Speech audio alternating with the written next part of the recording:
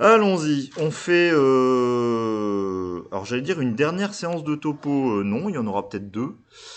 Tout simplement parce qu'il faut avant tout déjà que je finisse mon cours de topo. Parce que je vous ai mis aussi, du coup, comme d'hab, si j'ai mis le TD, je vous ai mis le programme de colle. Le TD est lié au programme de colle.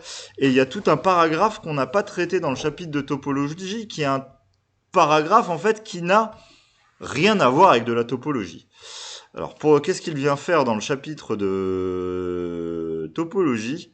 Ben, c'est que, je vous l'ai dit, le chapitre de topologie, en fait, c'est notre chapitre 4 de normes que j'ai, moi, séparé complètement en deux morceaux complètement distincts, avec les parties un peu topologiques, et le reste, c'était plutôt les continuités des applications linéaires et utilisation des normes, équivalence des normes.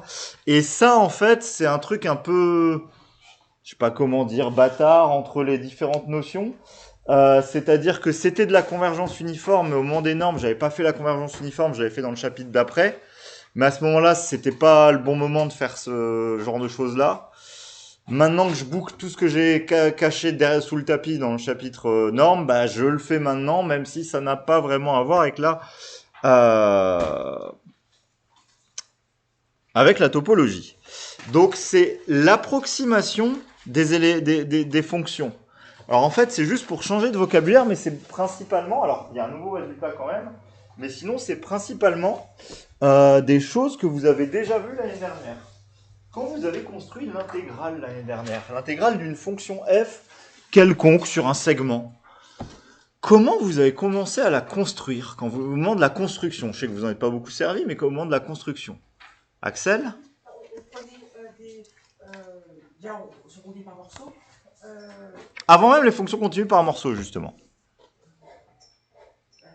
Quand vous voulez construire l'intégrale de cette fonction-là, sur le segment, alors j'essaie de faire des traits droits, B est là, A est là, sur ce segment AB, comment vous l'avez construit de base?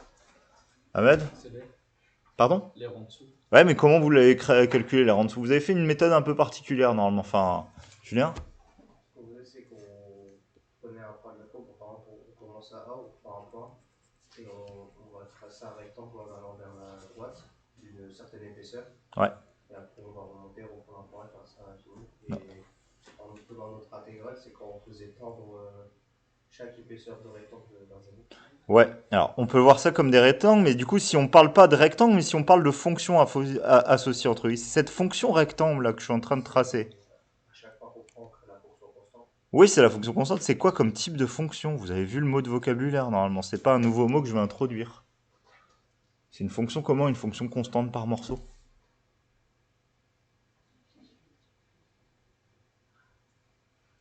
Rien? Ouais, c'est une fonction en escalier. Et alors, donc, pourquoi on peut approcher l'intégrale par ça? Est-ce que vous êtes d'accord? C'est parce que la fonction en escalier elle-même est pas très loin de la fonction elle-même. Donc, vous aviez vu à ce moment-là, sans préciser vraiment le sens de ce que ça veut dire, qu'on peut approcher une fonction f par une fonction en escalier. Ok? Bah, c'est ce qu'on va définir en fait. Ça veut dire quoi approcher? Enfin, qu'est-ce qu'on va dire? Ça veut dire quoi approcher pour nous une fonction f par une fonction à escalier? En fait, c'est une approximation uniforme, c'est-à-dire que je vais contrôler l'écart en norme infinie des deux fonctions. Quand n est grand, quand mes pas d'escalier sont petits, je vais contrôler l'écart. Du coup, allons-y. Hop, on va déjà représenter les choses. Alors, ça a quand même un tout petit peu à voir avec la topologie de façon générale, mais nous, on va le faire sur des fonctions dans R dans des cas particuliers. Donc, dans tout le paragraphe, donc dans toute cette section, en fait, c'est une petite section vraiment un peu à part du chapitre. F, c'est une fonction qui va d'un intervalle dans grand F, qui est un espace vectoriel. J'aurais dû rajouter normé, si je veux mettre des distances, de dimension finie. Et la fonction f, on va justement la considérer bornée pour que juste sa norme infinie existe. Du coup, ce qu'on appelle souvent ce qu'on note B de I dans F, c'est l'ensemble des fonctions bornées de I dans F. Elle n'a pas besoin de continuité, elle a juste besoin de bornée. Du coup, quand on dit on peut approcher F par des éléments d'un sous-ensemble A de B I F, A étant inclus dans B I F, Si et seulement si il existe une suite de fonctions fn, telles que toutes les fonctions fn sont dans l'ensemble A et fn tend vers f, dans l'espace BIF muni de la norme infinie. C'est-à-dire, ça veut bien juste dire ce qu'on a l'habitude de faire quand on faisait de la convergence uniforme. Il faut que la suite fn-f en norme infinie tende vers 0. Ça veut juste dire ça, que ça converge là-dedans. Alors j'insiste, c'est bien une définition, c'est quoi une approximation uniforme, parce que là, c'est important. On est en dimension infinie, on parle de fonctions, donc toutes les normes ne sont pas équivalentes. Donc une approximation uniforme, c'est peut-être pas la même chose qu'une approximation au sens d'une autre norme. Mais comme on l'avait vu dans le chapitre sur les normes, l'approximation uniforme, c'est l'approximation la plus difficile. Enfin, la norme uniforme, c'est en général la plus dure à majorer. C'est celle qui pose plein de problèmes. Si les choses convergent en norme uniforme, elles ont de grandes chances de converger pour les autres normes, alors qu'on peut converger pour les autres normes sans converger pour la norme uniforme. C'est le cas du fameux x puissance n sur 0,1. Ils convergent en norme 1 et ils convergent en norme 2, qui sont les deux normes classiques, mais ils ne convergent pas en norme uniforme. Donc ça montre la précision de la norme uniforme ou la qualité de la norme uniforme pour mesurer des choses. Oui, Axel? Norme uniforme, c'est norme infinie, non? Oui, norme infinie. Oui, la norme de la convergence uniforme, c'est la norme infinie. Oui, oui, bien sûr. Oui, quand je dis norme uniforme, oui, c'est parce que la convergence uniforme, c'est la convergence en norme infinie. Et c'est pour ça qu'on appelle ça une approximation uniforme. Donc allons-y. Notre première approximation que vous avez vue l'année dernière, on va l'écrire comme ça, nous, maintenant, parce qu'on a les bons mots de vocabulaire associés. Et c'est aussi pour ça que je devais attendre ce chapitre quand même pour le faire. C'est pour les bons mots de vocabulaire. En fait, toute fonction f continue par morceau peut être approchée uniformément par des fonctions en escalier. Et nos théorèmes du chapitre 5 sur la convergence uniforme vous justifient ce que vous avez déjà fait l'année dernière. Si je peux approcher uniformément la fonction f, donc le graphe que j'ai là-haut, le graphe qui est là-haut, si cette fonction peut être approchée très proche par une fonction en escalier, on l'a vu à l'époque, mais s'il y a convergence uniforme, j'ai le droit d'intervertir les symboles limites et intégrales. Donc du coup, l'intégrale de la fonction fn, la limite de l'intégrale de la fonction fn, c'est l'intégrale de la limite des fn. Donc j'ai bien que la limite de l'intégrale, ça va être la bonne intégrale. Donc on a des résultats maintenant beaucoup plus puissants que ce que vous avez fait l'année dernière. Toute la théorie qu'on a construite sur les fonctions, sur la convergence uniforme et sur les fonctions, nous permettent d'approcher les intégrales, par exemple. Hop. Je vous ai mis une preuve, elle n'est pas elle est pas super importante, elle est très technique. Donc c'est pas capital. Faut juste créer la fonction escalier comme tu l'as expliqué en fait. Donc faut juste écrire techniquement comment ça marche. Ça marche avec une fonction équirépartie. La convergence uniforme nous permet de majorer sur epsilon sur chacun des petits intervalles. On l'aura donc sur l'intervalle global. Il va rien se passer d'autre. Alors, c'est le seul autre résultat de cette partie. Elle est quand même assez courte, mais il y a tout un type de raisonnement qu'il faut mener, qu'on va faire derrière. C'est le théorème de Weierstrass, et qui est admis. Alors là, par contre, celui-là, il est admis, mais celui-là, j'ai vraiment pas les moyens de vous le prouver. J'ai un vieux sujet de CCINP, je crois que ça date de 2008, chez vous en MP, enfin en MP, MPI, qui, en un problème entier, fait la preuve de ce théorème. Donc j'ai pas le temps de vous en parler de la preuve, je peux vous mettre j'aurais pu rajouter, je vais peut-être rajouter le admis, voire sujet CCINP telle année, vous pouvez voir la preuve qui prend le sujet entier.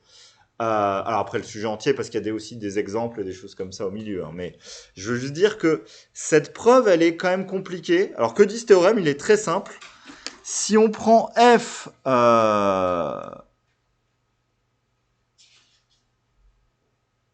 Alors attendez, il manque une information quand même. Où est-ce que je l'ai marqué? Toute fonction f de k dans 1 continue. Il manque un mot très important, excusez-moi. Je le vois pas, ou alors je suis fou. Toute fonction continue f qui va de AB dans K, c'est super important. Il faut que la fonction f soit continue, sinon ça ne marche pas.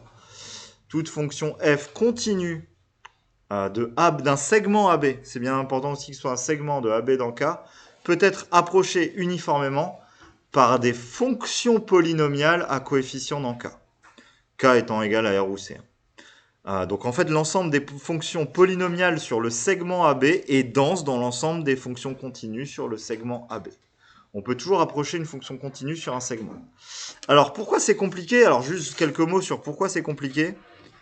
Normalement, avec la façon dont le programme est construit, vous avez une idée naturelle si je vous donne un segment AB et si je vous demande d'approcher cette fonction par un polynôme. L'idée naturelle que vous avez si vous approchez cette fonction par un polynôme, exactement. L'idée naturelle, c'est de dire, je vais poser des points. Alors, je vais faire exprès de ne pas mettre mes points au bord, parce que rien ne me dit que je suis obligé de mettre mes points au bord. En fait, si je mets des points, et à cette point ici, je peux créer une fonction qui va passer par tous ces points-là. Et en fait, c'est le problème de ce qui se passe ici. Alors, vous allez dire que je pourrais prendre Lagrange avec les points au bord. Mais en fait, Lagrange, ça vous dit la fonction, elle passe par ces points-là, mais vous ne contrôlez pas, alors vous n'avez pas à connaître ça, ce qu'on appelle le contrôle en variation totale de cette fonction, en dehors des points. Alors qu'est-ce que je veux dire par là? Votre fonction, elle passe par ces points-là, donc une fonction qui passe par ces points-là qui est polynomiale, vous allez vraiment créer un truc qui fait ça. Mais vraiment, c'est là le problème. C'est que si jamais vous prenez pas les deux bords pile dedans, et c'est ça qui fait que l'approximation marche pas et que la méthode marche pas tout le temps avec Lagrange, dès que vous allez être au bord, dès que vous allez vouloir contrôler, en fait, ce que vous contrôlez pas avec Lagrange, c'est que dès que vous sortez de vos n points sur lesquels vous interpolez, dès la sortie, voilà ce que fait votre polynôme, instantanément. Vraiment. Voilà. C'est ce qu'on a. Alors, ça s'appelle le phénomène de Runge-Kutta aussi. Dès que vous interpolez des polynômes sur des points, dès que vous interpolez des fonctions, en dehors du point où vous interpolez, c'est aussi le problème que j'arrête pas de te dire, on ne peut pas prédire même si on sait estimer. C'est un peu la même chose, Julien. Dès que vous sortez de l'intervalle que vous avez fait, tout ce que vous avez fait dégénère. Oui. On travaille que dans l'intervalle, ça ne m'intéresse pas. Ouais, mais en fait, ce phénomène-là fait que si tu as trop de points, en fait, même si la distance entre les points fait qu'en fait, je contrôle pas aussi. J'exagère, mais si je fais un zoom assez grand, j'exagère un peu. Je sais qu'elle va passer par là et par là, mais je peux pas empêcher un pic comme ça entre les deux, en fait. J'exagère, mais... Donc, en norme infinie, je vais pas être petit. Il va se passer ce même phénomène-là. Je peux pas le faire sur un dessin comme ça sans montrer, et c'est un phénomène beaucoup plus compliqué que l'autre. On peut le prouver, c'est-à-dire qu'on peut minorer le phénomène de Runge et dire au minimum ça va exploser comme ça. Là, je peux pas le dire. Il y a des fois où ça se passera très bien et ça va pas faire cette explosion. Il y a des fois où ça va mal se passer. Mais c'est pour ça que de façon générale, Lagrange je veux complètement que vous compreniez Lagrange comme une approximation des polynômes. En fait, je vous assure que ce théorème dit que Lagrange, c'est pas une approximation uniforme, en fait. C'est un peu ça. Voilà pour ce théorème de Weierstrass. C'est vraiment, alors, il est important ce théorème parce que, alors, c'est vraiment niche. Il y a un exo de CCIMP à l'oral qui le fait. Il y a quelques sujets de concours. Il y en a un pas très très vieux qui le fait. Il y a le vieux sujet dont je vous ai parlé. Il y a tout un petit raisonnement qui permet de prouver des choses sur des fonctions en passant par le théorème de Weierstrass. Donc c'est vraiment une sorte de petit raisonnement particulier qui va vous être amené. C'est-à-dire que vous ne pouvez pas l'inventer de vous-même. C'est tellement rare d'utiliser ce théorème que même, je pense, à Centrale ou Mine, on vous souffle Weierstrass. Même sûrement maintenant à l'XENS, à moins qu'on veut en faire une question super difficile et qu'on veut vous laisser mariner. C'est-à-dire qu'on va vous souffler Weierstrass, mais il y a tout un raisonnement avec Weierstrass qu'il faut savoir mener. Donc on va le travailler, ce théorème, juste sur l'exo classique de CCINP, et je l'ai mis en programme de colle, même si c'est complètement déconnecté du reste, parce que c'est un petit raisonnement pas dur et relativement classique. Oui. Aucune interpolation est uniforme. Sur R? Non, jamais. On ne sait pas le faire. Ouais, on ne sait pas le faire sur R. Alors c'est ça qui est un peu particulier, et vous ne l'avez plus, et c'est ça qui est frustrant. Vous n'avez plus tout ce qui est la théorie des séries de Fourier. Alors la théorie des séries de Fourier vous dit qu'en gros, une façon d'approcher un signal f de x, alors ça m'énerve vraiment parce que c'est faire une somme pour n appartenant à z, paf, le z qui est là, famille sommable, vous avez encore les familles sommables, ce qui est une bêtise du coup de vous enlever le truc qui est le plus utile en théorie du signal, mais vous dit que ça en fait c'est une somme, pour n dans z c'est où? Je suis là, de cosinus sinus. nx plus bn. Vous l'avez en physique en plus, je parie encore. Vous l'avez en physique, vous l'avez pas en maths. Ça m'énerve au plus haut point. Non, mais c'est juste pour dire, vous pouvez approcher, c'est-à-dire que c'est une limite. On pourrait voir que c'est aussi une limite uniforme sur un segment, une limite en norme 2 sur des choses un peu plus ouvrées, un peu plus compliquées, un peu plus ouvertes. C'est-à-dire que là, avec ça, c'est un très bon chapitre. Je vais pas vous mentir, un des choses qui m'a fait comprendre mon cours de deuxième année, c'est le lien entre les séries de Fourier et tout le reste. C'est-à-dire que j'ai enfin compris la convergence uniforme, la convergence en norme 2, parce que ça marchait dans un sens, il y avait des résultats dans certaines normes, il y avait des résultats pas dans d'autres normes. Donc ça permettait de comprendre toutes ces finesses en dimension infinie. Et ça, par exemple, en série de Fourier, on peut faire des choses beaucoup plus compliquées. Et notamment en termes d'approximation statistique, ce qu'on appelle un truc qui est très très haut niveau, hein, c'est des théories qu'on voit en M2 mais poussées, ce qu'on appelle la théorie des ondelettes, c'est juste rajouter des bornes aléatoires à des sommes finies de séries de Fourier en fait. Enfin, et des bornes aléatoires qui sont calculées avec des événements et des choses comme ça, enfin bref. Mais ça s'appelle la théorie des ondelettes, et c'est quasiment comme ça qu'on peut le mieux approcher une fonction dont on ne connaît pas grand-chose. Ce qu'on appelle de l'approximation non paramétrique. Donc bon, c'est des choses ultra compliquées, mais c'est juste pour dire, là c'est les prémices, et c'est ça qu'ils veulent vous montrer là-dessus. Ok. Donc faisons notre gros exo, je sais plus où il est. C'est une variante de l'exo 51 en fait, mais comme il y en a une version dans CCINP cette année, j'ai décidé de faire plutôt la version CCINP. On va tout de suite faire celui-là et après on rattaquera nos exos de topologie. Alors, donc on va se placer dans l'espace des fonctions continues sur 0,1 valeur dans R. Si une fonction, et on va donner dedans une fonction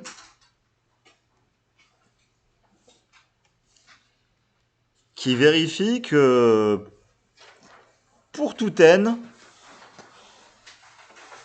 l'intégrale de 0 à 1 de t puissance n f de t dt est égale à 0. Alors, j'exagère, mais et le but de l'exercice, c'est de montrer que f va être la fonction nulle, en fait. C'est-à-dire que si une fonction vérifie que pour tout t puissance n, f de t est égal à 0, ben, on peut montrer que la fonction f est la fonction nulle. C'est ce qu'on va montrer. Et ça, un raisonnement classique, ça utilise le théorème de Weierstrass. Donc allons-y. Première question que je ne fais pas vu qu'on vient de le voir à l'instant, énoncer le théorème de Weierstrass d'approximation par des fonctions polynomiales. Toute fonction continue sur un segment peut être approchée de façon uniforme par une suite de polynômes. Juste une chose, ça aussi, et c'est aussi pour ça que je voulais vous dire que je voulais que vous compreniez que les polynômes de Lagrange, c'est pas eux qui font l'approximation uniforme et ça vient pas de là. La qualité d'approximation des polynômes de Lagrange dépend du nombre de points que vous prenez, vous êtes d'accord? Mais donc du coup, si ça dépend du nombre de points que vous prenez, ça donne le nombre de degrés que vous avez. C'est-à-dire que plus vous prenez de points, plus votre degré de votre polynôme va augmenter. Ici, avec le théorème de Weierstrass, c'est ce que j'appelle un théorème non constructif. C'est-à-dire que vous ne savez absolument pas quel est le degré de la suite de polynômes que vous approchez. Si ça se trouve, j'exagère, mais c'est peut-être juste une famille de polynômes de degré 5 avec des coefficients qui changent, qui approchent bien votre fonction sans jamais que le degré monte, entre guillemets. Alors ça paraît pas cohérent, et selon les fonctions c'est pas possible, mais je veux dire, vous n'avez aucune information sur les degrés de votre famille de polynômes. Donc maintenant ils vous disent, ok, on rappelle le théorème de Weierstrass, question 2, soit Pn une suite de fonctions polynomiales qui convergent uniformément sur le segment 0,1 vers f. Alors là on fait une question qui n'a rien à voir avec ce chapitre, on repart dans votre chapitre 5, dans votre chapitre sur la convergence uniforme. Montrez que la suite de fonctions Pnf, donc Pn fois f, converge uniformément sur le segment 0,1 vers la fonction f carré. Question, comment on va faire ça? Comment on va montrer que la suite de fonctions Pnf converge uniformément sur le segment 0,1 vers f carré? Qu'est-ce qu'on vous demande d'écrire? Égé? Une définition avec les épsilons, mais en fait, on va avoir la valeur absolue de Pn moins f Après, en multipliant par un autre f, on va pouvoir le rentrer dedans. Et mine de rien, ça va être aussi égal, inférieur à égal à epsilon, donc ça marche. Ouais, alors si je le vois plutôt dans l'autre sens, moi, parce que tu pars de la conclusion plutôt que de... Non, non, t'es parti de l'hypothèse. Non, t'es parti de l'hypothèse, c'est moi, non, c'est moi qui le dis mal. C'est un peu ça. Alors c'est juste comme on veut prouver, je vais plutôt partir de la conclusion, ce qu'on veut majorer, et dire que ça tend vers zéro. Je pense vraiment même pas qu'il y a besoin des epsilon ici. C'est-à-dire que c'est une des rares preuves où je pense pas qu'il y a besoin d'epsilon. Il y a besoin, en fait, pour moi, cette question, c'est est-ce que vous savez traduire ce que veut dire une suite converge uniformément. Je l'ai rappelé juste au-dessus. Quelque chose converge uniformément ou approche uniformément si la suite des fonctions tend vers l'autre dans l'espace muni de la norme infinie, c'est-à-dire si la différence des normes infinies tend vers 0. Donc en gros, ce qu'on veut contrôler, c'est la norme infinie de PNF moins f carré sur le segment 0,1. Donc je fais un peu du zèle, mais ça c'est le sup pour x appartenant à 0,1 des valeurs absolues de Pn de x, f de x, moins f de x, le tout au carré. Mais comme tu me l'as dit, alors toi tu me l'as dit en multipliant, mais moi je vais le faire en sortant, mais ça va faire la même chose que toi, Égé. Ça, je peux l'écrire comme le sup pour x appartenant à 0,1 si je factorise juste tout simplement par f. Si je factorise, ça va me faire du f de x facteur de Pn de x moins f de x. Sauf que ça, c'était une propriété qu'on avait vue dans le chapitre des normes. J'ai le droit de sortir d'un sup une constante positive qui ne dépend pas de ce qui varie dans le sup. Alors si, ça dépend de x, excusez-moi.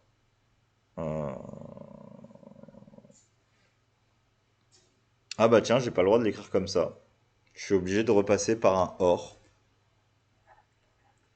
Or, je vais en parler de l'argument. Je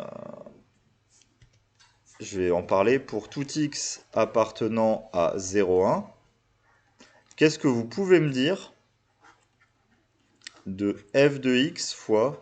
tiens, je vais devoir majorer à la main, en fait. À cause de quelque chose, je dois remajorer à la main. Quel que soit x plus petit que 0,1, bah tiens, je vais faire quelque chose. Déjà, le Pn de x moins f de x, je peux dire que ceci, c'est plus petit que la norme infinie de Pn moins f fois f de x. C'est évident que Pn de x moins f de x, c'est toujours plus petit que la norme infinie. Vu que la norme infinie, c'est le sub de toutes ces valeurs absolues. Comment je peux enlever le f de x? C'est ça qui me manquait, mais je peux pas. En fait, je peux pas sortir le f de x du sup, j'allais dire une bêtise. J'allais sortir le f de x du sup, mais pour ça, il faudrait que le f de x ne dépende pas de x, mais il dépend de x. Donc j'ai pas le droit de le sortir du sup. Donc je dois le contrôler à la main. Alors voilà, mais alors f, c'est juste dit que c'est une fonction continue sur AB. Faut que je parle de pourquoi elle a une norme infinie, ce qui va être lié à cette question-là, mais je vais le donner l'argument. Pourquoi Pn-f et f vont admettre une norme infinie? Continue sur un segment, c'est borné. Voilà, toute fonction continue sur un segment est bornée et atteint ses bornes. C'est le théorème des bornes atteintes qu'on a revu dans ce chapitre d'ailleurs. Donc ceci, je vais mettre c'est plus petit que ça, et c'est plus petit que Pn de f infini fois norme de f infini. Et les deux arguments ici et ici, pour être sûr que les normes infinies existent, c'est toute fonction continue sur un segment est bornée et atteint ses bornes. Du coup, vu que j'ai contrôlé pour tout x, j'ai majoré quelque chose pour tout x par une constante, je sais que mon sup est plus petit que cette constante. Donc je peux dire que Pnf moins f au carré en norme infinie, c'est plus petit que Pn moins f en norme infinie fois la norme de f infini. Maintenant, ceci, j'exagère, c'est une constante en n. Ceci, clairement, tant qu'en n tend vers plus l'infini, vers 0, c'est la définition de Pn approche f uniformément. Je rappelle qu'une norme, c'est positif tout le temps. Du coup, par théorème d'encadrement,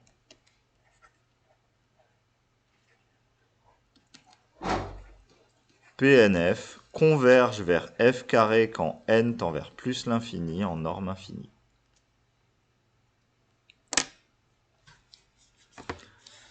Voilà une question qui n'est pas du tout de ce chapitre-ci. C'est clairement une question qu'on aurait pu faire dans le chapitre 5. Je vous rappelle que dans le chapitre 5, on avait fait un exercice similaire. Je vous avais montré que l'intégrale de Pn fois f, de f fois g, de Fn fois Gn tendait vers l'intégrale de f fois g.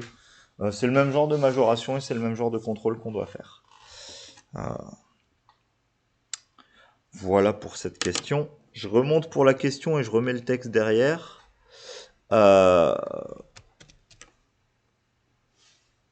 Alors, la question B va aller extrêmement vite. La question C aussi, mais on a quasiment fini en fait. Alors, je vais peut-être... ça va si je laisse ici? Juste mettre les questions. Je vais essayer de descendre un tout petit peu, pardon. Hop. Ça m'amène ici si je mets les questions. C'est quoi la question B?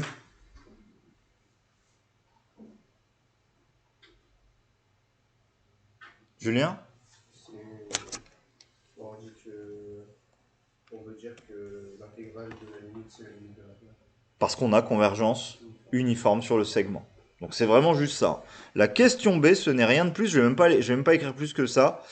La convergence uniforme sur le, j'insiste encore une fois, sur le segment 0,1, je vous rappelle que dans ce chapitre, on a fait beaucoup de convergence sur des segments, implique que la limite quand n tend vers plus l'infini de l'intégrale de 0,1 de Pn de t f de t dt, c'est l'intégrale de 0,1 de la limite.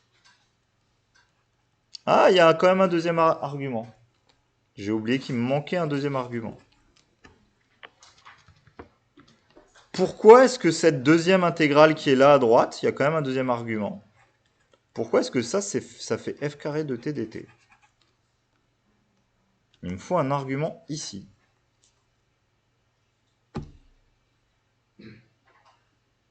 J'ai juste dit que Pn f tendait vers f carré en norme infinie. Pourquoi est-ce que Pn de t f de t tend vers f carré de t?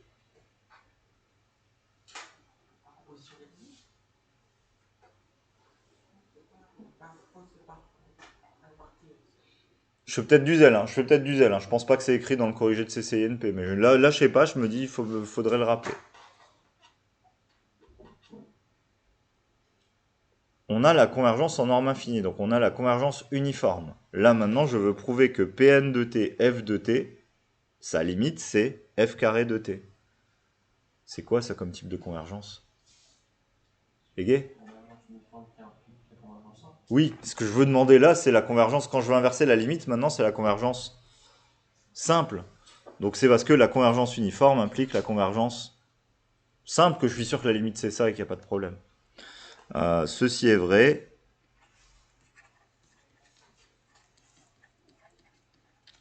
Voilà.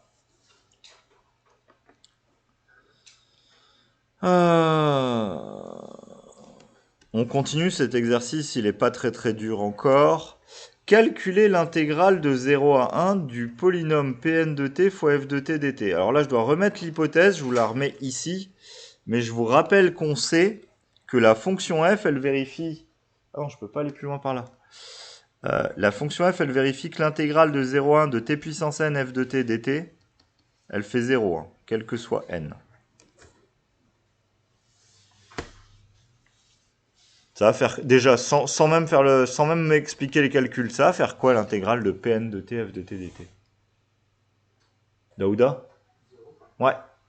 Et c'était un argument rapide, je vais juste l'écrire, mais ça viendrait de quoi? Je suis d'accord.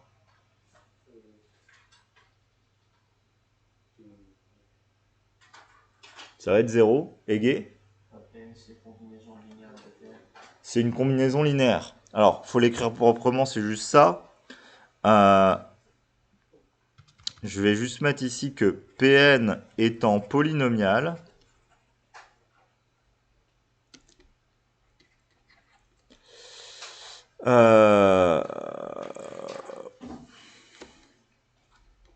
Ceci, je peux écrire que c'est l'intégrale de 0 à 1 de la somme, alors pas n, certainement pas n, de j égale 0 jusqu'à un certain degré qui dépend de l'indice n où je regarde mon polynôme.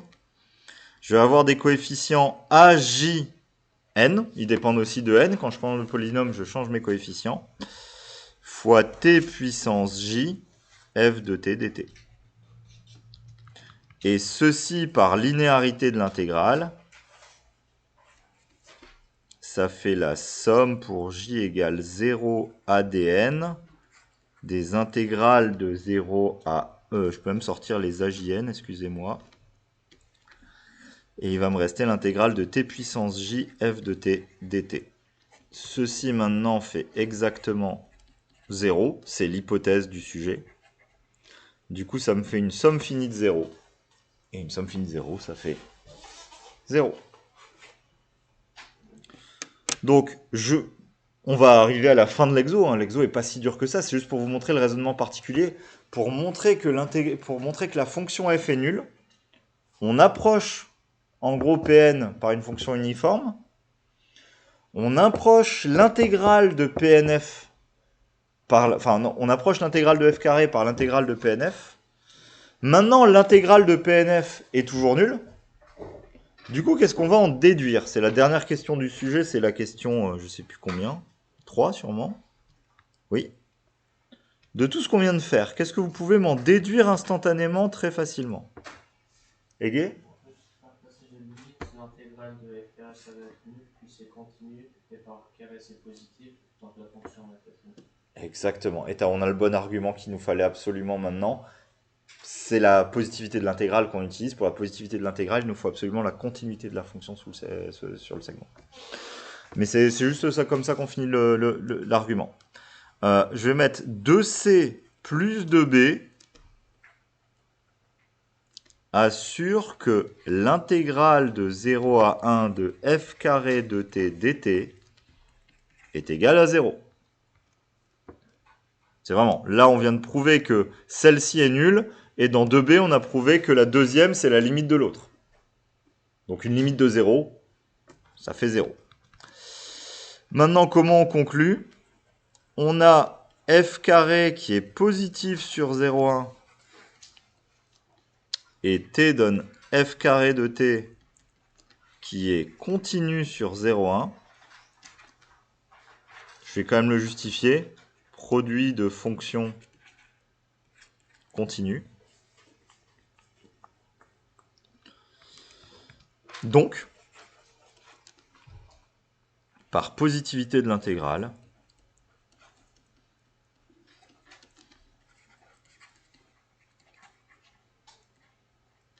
l'intégrale d'une fonction positive qui est nulle quand elle est continue, ça me donne que pour tout, je fais du zèle, ça me donne que pour tout t appartenant à 0,1, f carré de t est nul. Et maintenant que f carré de t est nul, on a bien sûr que f de t est nul. Oui. Par positivité et par croissance de l'intégrale, c'est la même chose. Ah non, enfin, oui et non. En gros, ce que moi j'appelle à chaque fois la positivité ou la croissance de l'intégrale, et qui est pour moi la même chose, c'est plutôt la réciproque de ce truc-là. Si tu as une fonction positive et que tu intègres sur un intervalle AB avec les bornes dans le bon sens, l'intégrale va être positive. Ce que j'appelle particulièrement, et c'est d'ailleurs pour ça que je préfère appeler ça la croissance de l'intégrale, plutôt que la positivité, même s'il y a plein de profs qui l'appellent la positivité, et quand j'ai commencé ma carrière, je l'appelais la positivité de l'intégrale. Cette propriété que je viens de te dire. Je préfère maintenant l'appeler la croissance de l'intégrale, c'est juste qu'il y a un cas particulier qui est une réciproque. C'est que si une fonction positive et continue est d'intégrale nulle, alors la fonction est nulle partout. C'est-à-dire que le sens classique, c'est plutôt on a les fonctions, on déduit des choses sur les intégrales. La réciproque, c'est si j'ai que l'intégrale est nulle et que la fonction est positive continue, je peux revenir en arrière et dire que la fonction est nulle. Et ça, c'est ce que moi j'appelle la positivité de l'intégrale. Et l'autre, il faut que les bornes soient dans le bon sens, du coup, il pense. Voilà, alors ici, il faudrait quand même préciser juste que les bornes soient différentes l'une de l'autre. Sinon, on peut rien conclure. Je n'ai pas précisé, mais assure que ceci, f positif sur 0,1, je peux quand même préciser 0 différent de 1. J'ai pas besoin que les bornes soient dans le bon sens, j'ai juste besoin que les bornes soient distinctes. Est-ce que ça va pour cet exercice? Alors, juste, est-ce que quelqu'un n'a pas eu le temps de noter quelque chose et il faut que je remonte l'écran? Si je dois le faire, je pars chercher mes polis et je remonte. Oui, non? Vous êtes en train de finir ça? Si vous êtes en train de finir ça, je fonce quand même chercher mes polis. C'était juste pour ça. Et avant de foncer chercher les polis, j'espère que ça a été mis en repos. J'ai pas besoin de passer par la salle des profs. Oui, oui.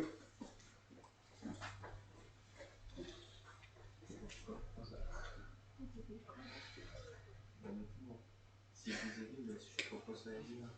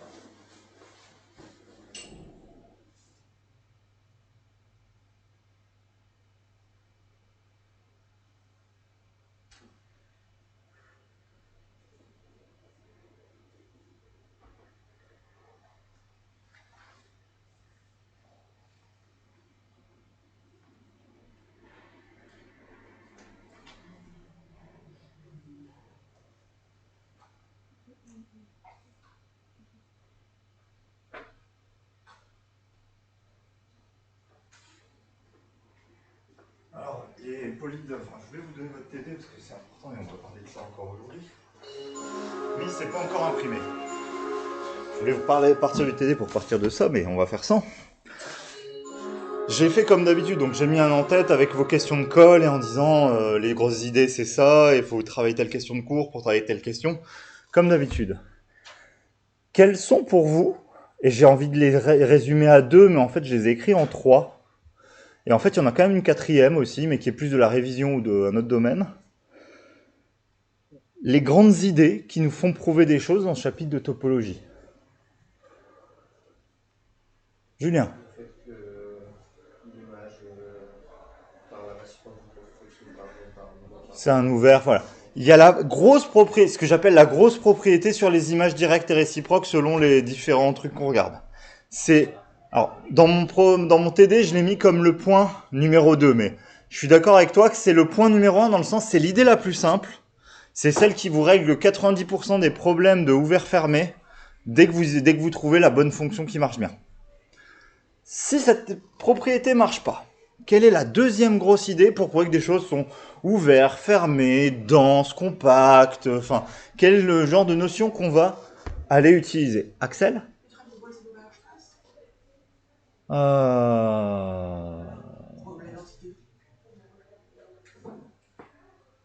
Je suis pas d'accord. Parce que le théorème, par exemple, le théorème de Bolzano-Weierstrass se dit qu'il y a une sous-suite qui converge, donc tu obtiens, il existe une limite. Alors que la densité, c'est pas du tout ça, c'est pour tout x. Dans E, je veux une limite. Donc je suis pas d'accord. Mais il y a l'idée qui est cachée derrière, c'est une idée beaucoup plus générale. Julien? Alors ouais, des fermés ou de la densité, c'est-à-dire on va faire converger des suites et traduire ce que veut dire la convergence des suites. C'est la deuxième grosse idée. Alors, à ça, je vous le dis juste parce que on va refaire des exos et je veux qu'on ait ces 2 ou 3 idées en tête et même cette 4e idée. À ça s'ajoute pour moi 2 idées. Une qui est une révision et qui est liée à ta première idée, Julien. Et je suis d'accord, la grosse idée, c'est appliquer des f-1 ou des f de fonctions continues. Du coup, le point de révision qu'il y a à voir avec ça, c'est que c'est dans le chapitre de normes qu'on a parlé de la continuité des fonctions. Vous verrez dans vos TD, il y a plusieurs questions où on vous demande de prouver qu'une certaine application est continue. Donc continue, c'est quoi pour nous? Il n'y a pas grand-chose en application vectorielle. Linéaire, multilinéaire ou polynomiale.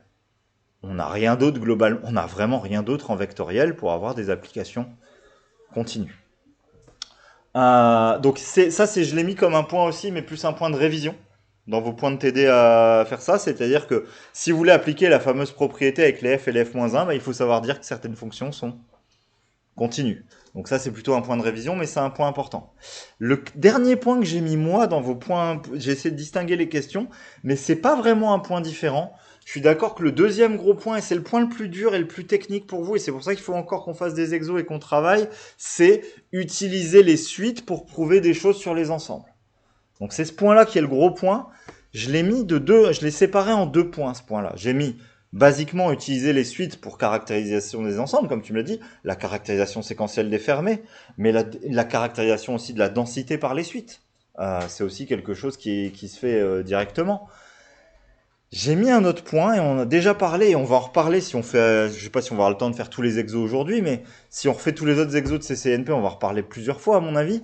Il y a aussi cette idée que, puisque tout se fait par les suites, quand on définit les choses ou qu'on ne passe pas par les suites, on revient quand même aux suites. Et c'est ce que je vous ai déjà appelé comme le passage du continu au discret. Je vous ai dit plusieurs fois, on a des epsilon, en fait on veut poser epsilon qui vaut 1 sur n globalement, ou on veut poser des trucs en 1 sur n quand on a des pour tout. Ok? Donc il y a la troisième idée, mais qui est un peu une sous-idée de la deuxième, de l'idée des suites, qui est l'idée de, quand j'ai pas de suite et que je veux passer par les suites, je dois souvent écrire un truc continu et le passer en discret. Voilà. Je pense qu'avec ça, vraiment, on a résumé toutes les idées de ce chapitre. On va faire maintenant des exercices qui sont pourtant dans la base de CCNP, mais qui sont pas des exercices faciles du tout. Je pense que tous les faciles, on les a fait maintenant, et que maintenant, on va aller prendre des choses qui font un petit peu mal. Alors, allons-y. Il faut bien tous les faire, de toute façon.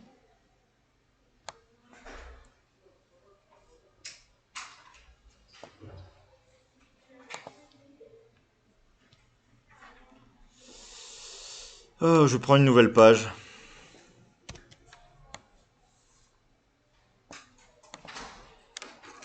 Ah mince. CTRL Z. CTRL Z. CTRL V. J'ai pas fait gaffe à mon réglage. Alors hop, je vais juste regarder là. Moi j'ai bien tout le côté en fait. Bon, je rezoomerai après, c'est pas grave. Ok, je peux pas aller plus loin que là, c'est pas très grave. Par contre, je peux aller tout au bord. Ouais, je peux aller tout au bord là-bas.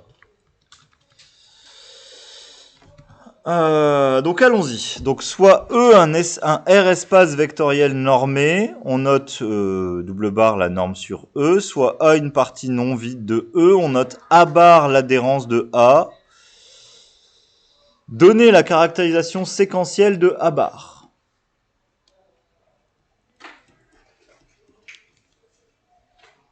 X appartient à A bar, ça veut dire quoi?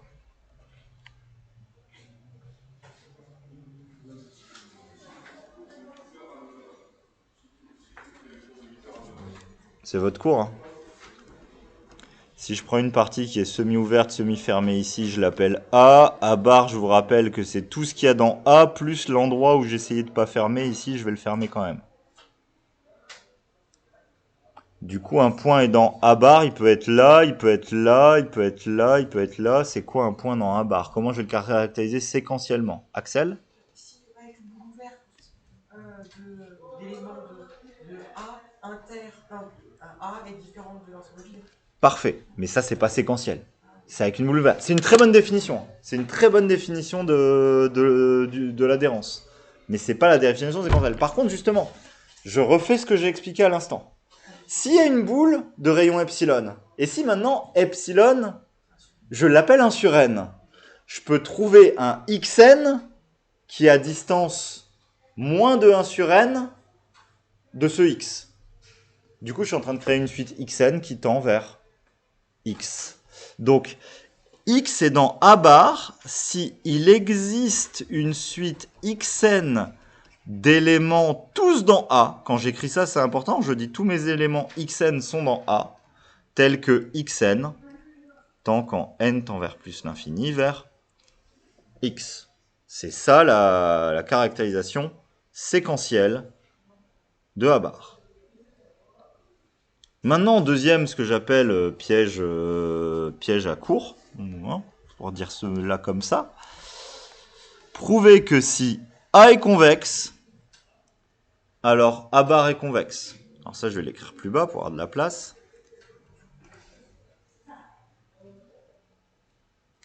Est-ce que quelqu'un peut... Je sais qu'on ne l'a pas revu, c'était dans notre chapitre normes qu'on a défini les ensembles convexes. Est-ce que quelqu'un peut me donner la définition d'un ensemble convexe? Égé? Si Y appartenant à A moins TX plus TY appartient à. Parfait. Absolument parfait. A est convexe, ça veut dire ça. Donc on sait que A est convexe. On veut montrer que A bar est convexe. Ok. Donc je veux montrer que A bar est convexe. Je commence ma preuve. Si je veux montrer que A bar est convexe, je prends X. Alors je vais les appeler peut-être avec d'autres lettres. Je vais appeler soit U et V appartenant à A bar tous les deux. Qu'est-ce que vous pouvez me dire de deux éléments qui sont dans A bar? Avec ce qu'on a dit aussi.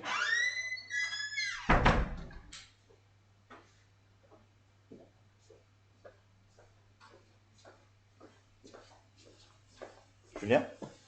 Soit ils sont dans A, on n'a rien à faire, soit ils sont sur la frontière. Ouais. Et dans ce cas-là, s'ils sont sur la frontière, ils sont enfermés. Ils sont enfermés. Non, ça marche. Ah, si, ça partait bien. S'ils sont non enfermés, qu'est-ce que ça fait? Qu'est-ce que ça change? Celui qui tend vers ça, pas qui tend vers X ou Y. S'ils sont... Alors, je vais reprendre tout au raisonnement, parce que c'est intéressant de voir que tu es en train de construire ton cours, mais que tu fais pas encore des raccourcis. Enfin, mais ça marche. Il m'a dit, si on est à l'intérieur de A, ça pose pas de problème. Si on n'est pas à l'intérieur de A, c'est qu'on est sur la frontière. Je suis d'accord avec toi. Ça peut pas être ailleurs l'adhérence, entre guillemets. Donc si on est sur la frontière, tu me dis, on est dans le fermé, parce que forcément, enfin, si on est dans le fermé, je peux créer une suite qui tend vers ce point. Parfait, tout est vrai. J'ai juste une question. Donc, il y a un cas compliqué où tu dois faire tendre une suite. Et tu m'as dit, mais si c'est A, il n'y a pas de problème. Mais si c'est un élément de A, j'ai aussi le droit de faire tendre une suite vers lui, en fait. C'est juste que vous avez des convexes. Non, mais voilà.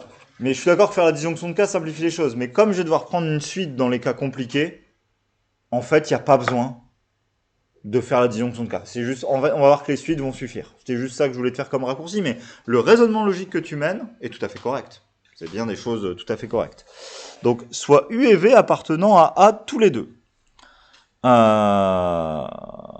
vais pouvoir dire, il existe UNVN, tous les deux dans A, avec UN qui tend vers U, et Vn qui tend vers V. Maintenant, comme UN et Vn, maintenant que je sais ça, je peux dire, comme A est convexe, je peux écrire ce que m'a redit Égé parfaitement. Pour tout T appartenant... J'ai oublié un quantificateur ici, excusez-moi. C'était pour tout T appartenant à 0,1 que ça doit être vrai, cette définition. Pour tout T appartenant à 0,1, je peux dire que 1 moins T UN plus T Vn est dans A. Cette suite-là, je l'appelle UNVN WN. Ce qui va se passer, c'est que... Qu'est-ce qui va se passer? Ça tend vers quoi, WN?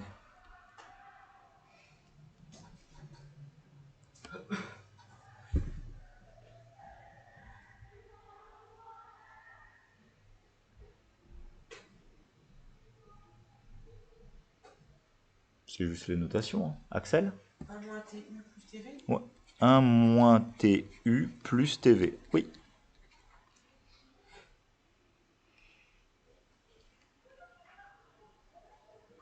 Et ceci, du coup, appartient à barre, bah, par définition de l'adhérence.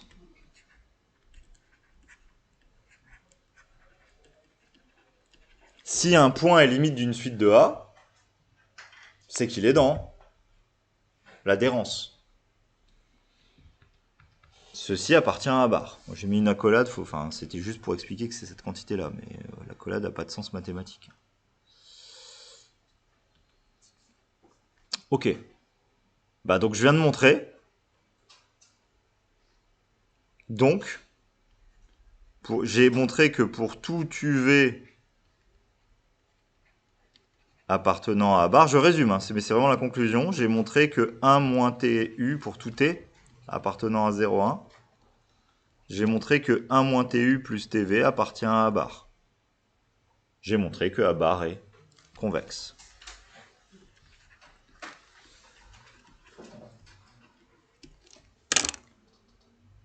Juste une chose qui montre cette question. Alors ces deux questions 1A et 1B sont pas très dures, mais ça montre deux choses. Un, juste vos connaissances de votre cours.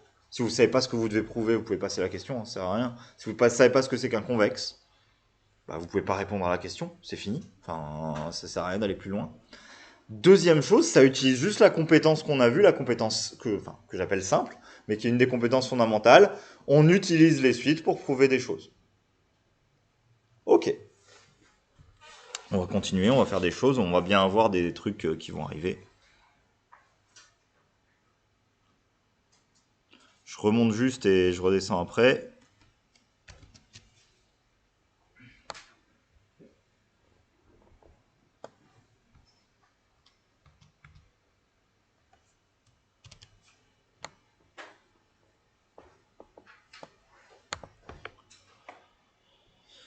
C'est la question 2, qui, même si le numéro est passé à côté, c'est pas grave.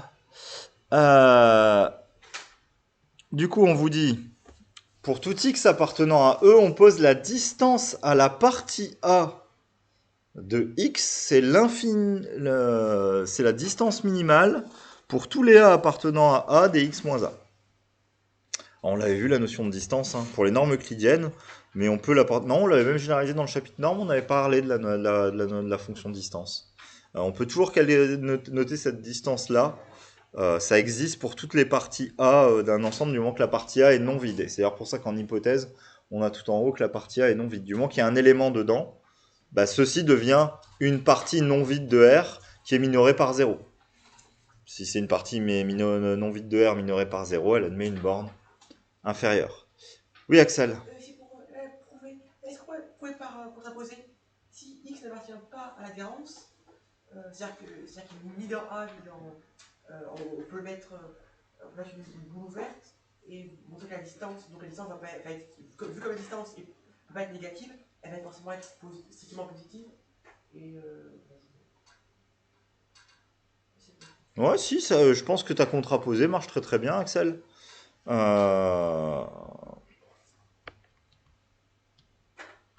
Je vais commencer par pas l'écrire. Alors, je vais faire la preuve comme tu me l'as proposé, Axel, mais je préfère le faire dans l'autre sens. D'abord, juste parce que je le vois ici. Alors, je sais juste pas ce qu'on va faire en termes de volume d'exo et d'exemple là-dessus. Et là, je vois très bien une idée que je vais vous faire passer, arriver dessus. Mais ça marche très très bien, on va l'écrire quand même. Donc, c'est une très très bonne idée. Je vais juste le faire de deux façons. La première façon, si je veux pas passer par la contraposée, ça veut dire quoi que la distance est nulle? Ou autre façon, ça veut dire quoi que la borne inf d'une quantité positive est nulle? Comment vous me le traduisez? Ça, c'est un truc que j'aimerais, qu'on n'a pas encore trop revu.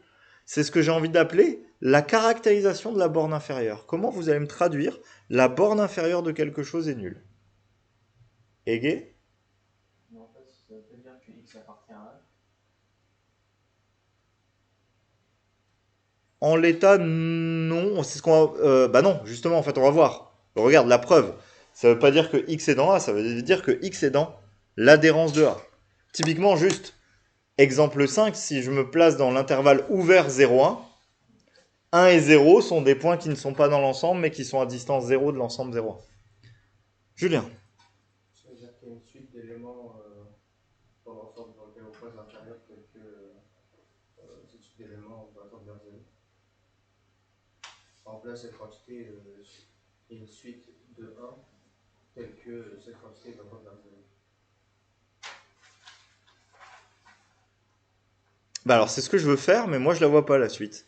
Pas par la définition de la borne inf. C'est pour ça que je vous demande c'est quoi la caractérisation de la borne inf. Dire j'ai un ensemble de nombres positifs. Et ça veut dire quoi la borne inf? Alors même, j'ai un ensemble de nombres positifs. Et je vous dis la borne inf, c'est un nombre... Je m'en fiche, c'est un nombre U. Comment vous allez me caractériser U est la borne inf? Quelle écriture mathématique vous allez écrire quand vous voulez dire U est la borne inférieure de cet ensemble? Julien? Ça veut dire que beaucoup d'éléments de l'ensemble, on a l'élément qui est plus grand que U. Bah ça, c'est pas une caractérisation de la borne inf. Parce que si U est la borne inf, U-1 est un minorant. Et ce que tu m'écris en disant que tout élément est plus grand que U, bah tout élément est aussi plus grand que U-1. Donc non mais du coup c'est pas une caractérisation, c'est une conséquence mais c'est pas une caractérisation de la borne inf. Du coup, si on rajoute le fait qu'il n'y en a aucun qui est inférieur ou égal qui est inférieur strict. Non, ça n'apporte pas, c'est dans l'autre sens qu'il faut prendre le problème. Le problème entre U et U-1 c'est pas celui-là. Égé? Epsilon 0, il existe x tel que le nombre de u moins x. C'est inférieur ou égal à epsilon. Ouais. En gros, alors je vais le traduire, dire que inf de A appartenant à A des x moins A est égal à 0, dire que ceci est égal à 0, ça implique... Je vais l'écrire d'abord dans le même temps, mais c'est ce qui revient exactement à ce que tu m'as dit, Ege, mais je vais l'écrire avec une phrase pour que vous compreniez. Ça veut dire que si je prends n'importe quel nombre strictement positif, alors je vais l'appeler epsilon, parce que je veux qu'il soit, j'ai pas besoin qu'il soit très grand, il peut être aussi petit que je veux. Pour tout epsilon strictement, epsilon n'est pas un minorant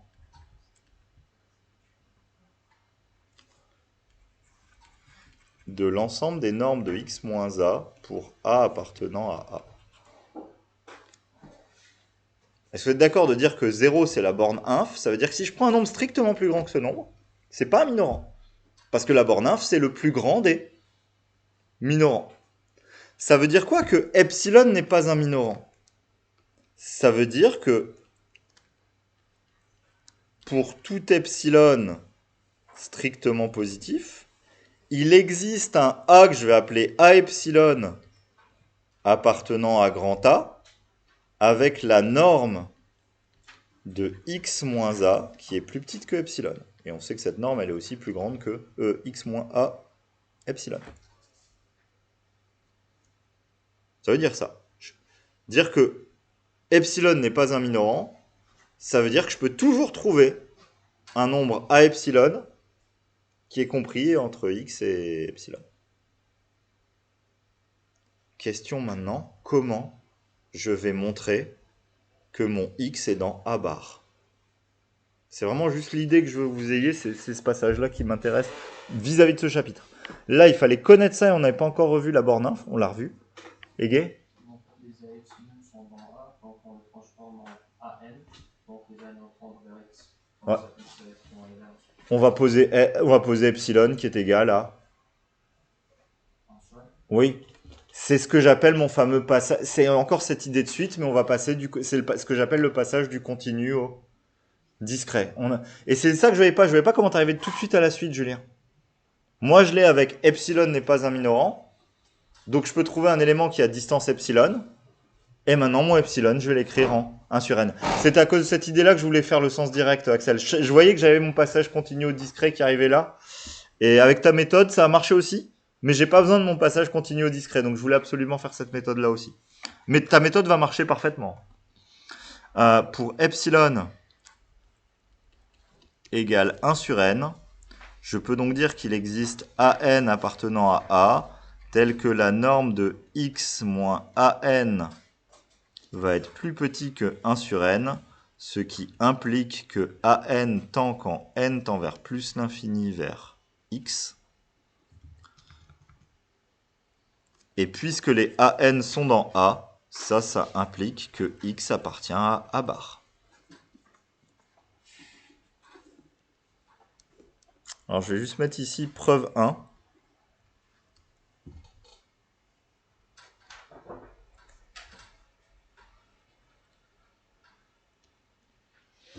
Et on peut aussi faire une preuve 2 avec l'idée d'Axel. Alors si je veux dire, on passe par la contraposée.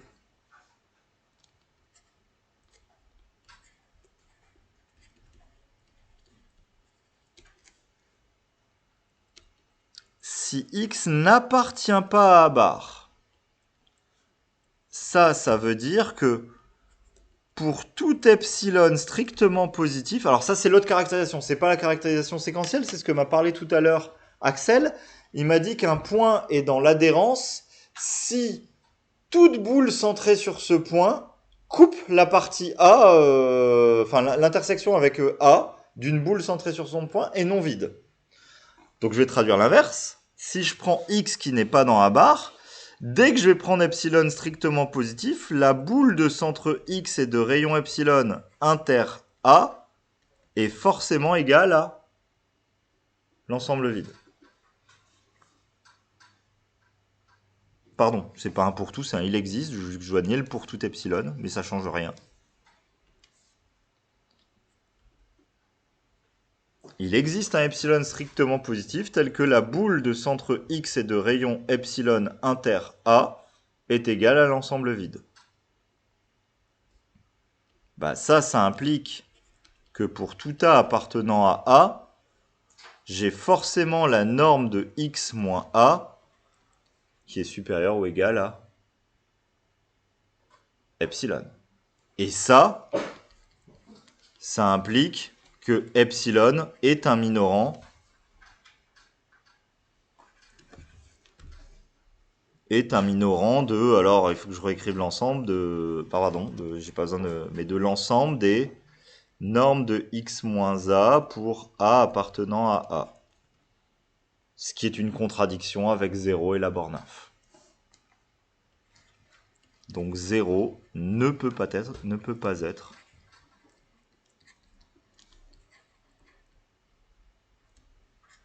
la borne inférieure, ce qui est donc impossible. Oui, 0 ne peut pas être la borne inférieure, ce qui implique, entre guillemets, enfin ouais, ou alors, plutôt que de l'écrire comme ça, ce qui implique que même 0 ne peut pas être la borne inférieure, donc la distance de A à x est supérieure ou égale à epsilon. Ce qui nie bien le fait que ce soit nul. Ça suffit largement.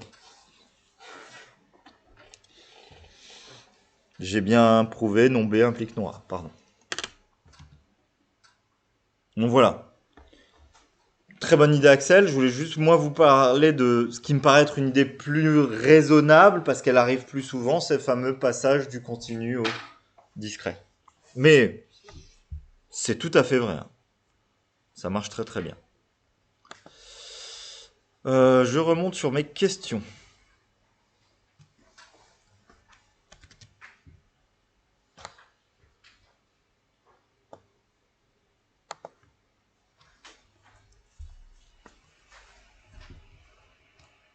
Je vais passer à la page d'après, ou alors je peux peut-être mettre mon énoncé là en haut.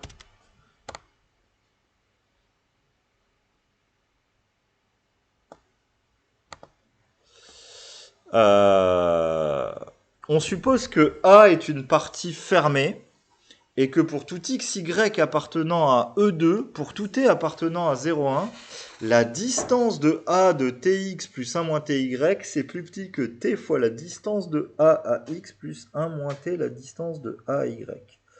Prouver que A est convexe. Alors ça, c'est...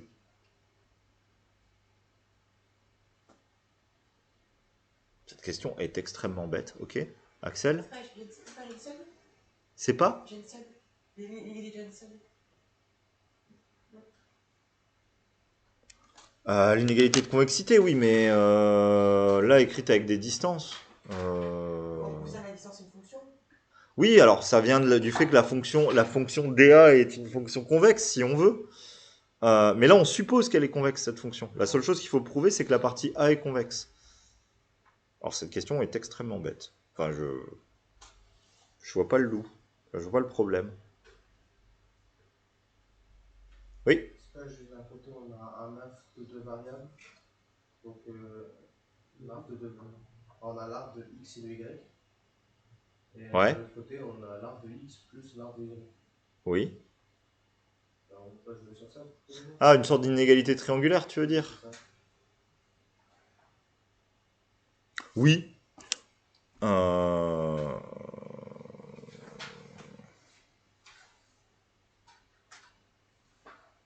Oui.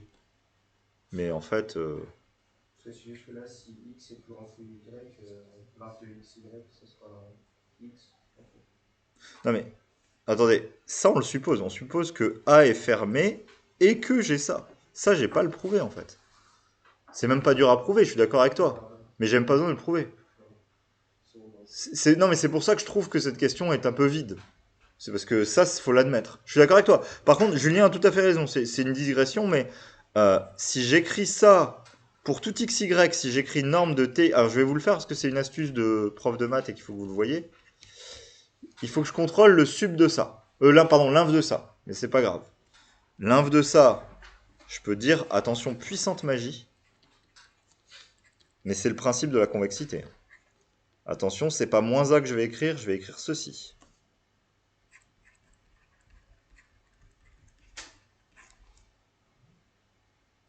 Oui, c'est une puissante magie que je viens de faire. A, c'est égal à TA plus 1 moins TA. Mais en faisant ça, en fait, je peux séparer clairement ma quantité en deux. C'est-à-dire que ça, je vais pouvoir l'écrire norme de tx moins a plus 1 moins t, norme de y moins a. Ce qui fait que par inégalité triangulaire, je peux l'écrire t, vu que t est positif. Sinon, je mettrais une valeur absolue. Norme de x moins a, plus pareil, 1 moins t est positif, j'ai pas besoin de valeur absolue, norme de y moins a. Maintenant, comme l'a dit Julien, je passe à l'inf ici, je passe à l'inf ici. Du coup, cette distance-là est toujours plus petite que celle-là, donc forcément, l'inf qui est ici est plus petite que l'inf ce qui est de l'autre côté. Est-ce que vous pouvez faire la convexe si dA Oui. de x appartient à A, vu que c'est le minimum qu'on va prendre? Alors, justement, pour prouver que A est convexe, on va dire, quel que soit i, c'est pour ça que je vous dis que la question est très très bête. Hein. Maintenant, faisons la vraie preuve. On va prendre pour tout x tous les deux dans A, pour tout t appartenant à 0,1, et on doit montrer que tx plus 1 moins ty appartiennent à A. Ah non, il y a quand même une idée, j'ai été trop vite. Alors, il y a une idée puissante qu'il faut comprendre. Pour tout x appartenant à A, avant même de passer à t, j'ai une question. C'est quoi la distance à A de x?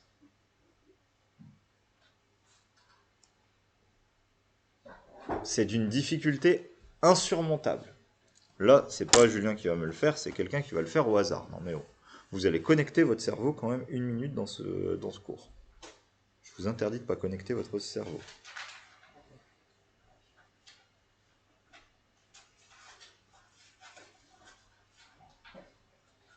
« 1, 2, 3, 4, 5, 6, 7, 8, 9, 10, 11, 12, 13. J'ai 3 absents. J'ai Dina qui m'a prévenu. Je vois pas Sanda. Et il manque qui d'autre? Dina, Sanda. Ah oui, Carla. Oui, Carla. Entre 1 et 13, 7. 1, 2, 3, 4, 5, 6, 7. Daouda. Si x est dans A, quelle est la distance de x à A?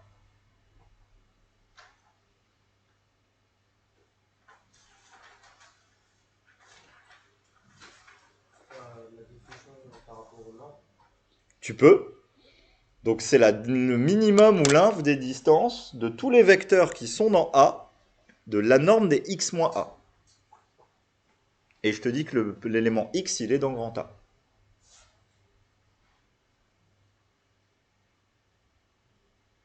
Que vaut cette norme?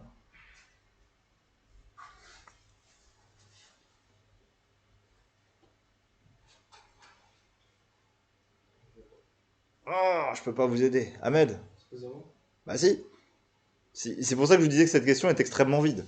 Si un élément est dans la partie, cette distance-là, elle est forcément... Vu que c'est l'inf des distances, si je la calcule sur un seul vecteur qui est dans A, l'inf, il est forcément plus petit que cette norme que je vais calculer. Et donc je sais que ça, c'est plus petit que x moins. Et en fait, l'élément de A, je vais prendre x. Parce que x appartient à A. Donc cette distance-là, elle est inférieure ou égale à 0. Sachant qu'une distance, c'est forcément positif. Je viens de prouver que la distance de A à x est nulle. J'ai aussi en même temps que la distance de A à y est nulle. C'est la même chose, parce que y... Du coup, l'inégalité qui est là-haut. Donc, j'ai instantanément que la distance à A de tx plus 1 moins ty, par la majoration qui est donnée dans le sujet, bah elle est nulle, vu que c'est une combinaison linéaire de deux éléments qui fait 0. De ça, qu'est-ce qu'on déduit? Et c'est là où j'avais dit que la question était complètement creuse, mais non, il y a quand même un petit truc à dire. De ça, qu'est-ce qu'on en déduit? On en déduit un truc sur tx moins 1 moins ty.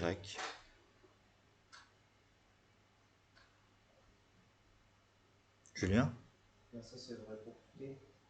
Alors, c'est vrai pour quel que soit t appartenant à 0,1, si tu veux. Pour t, donc ça veut dire que le segment qui relie x et y, est... chaque point du segment xy a sa distance à A à 0, donc tous les points sont dans A. Bzzzt. Ah non, c'est là. Non, c'est que vous oubliez ce que vous avez fait. Je remonte sur... Et du coup, j'arrête d'écrire là, je remonte sur l'exo. C'est pas vrai. La distance de A est nulle, ça veut pas dire que x est dans A.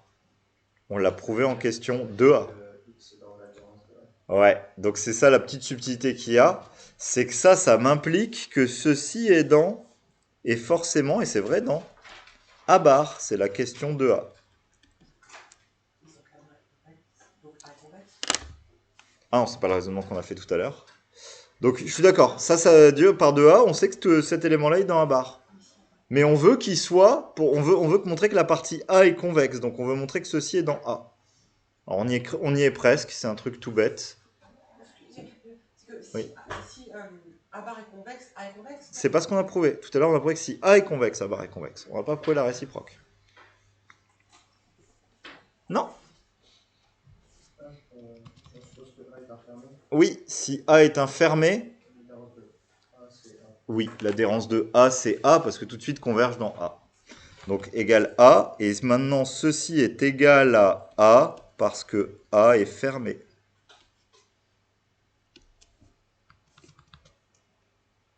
Donc A est convexe. Donc s'il y a une toute petite idée, c'est qu'il faut absolument utiliser le fait que ce soit fermé ici au bout, pour conclure. Mais par contre, vraiment, je ne peux pas vous expliquer autrement que c'est logique, ou c'est évident, que si vous prenez un élément qui est dans l'ensemble A, la distance de cet élément à A, c'est 0. C'est...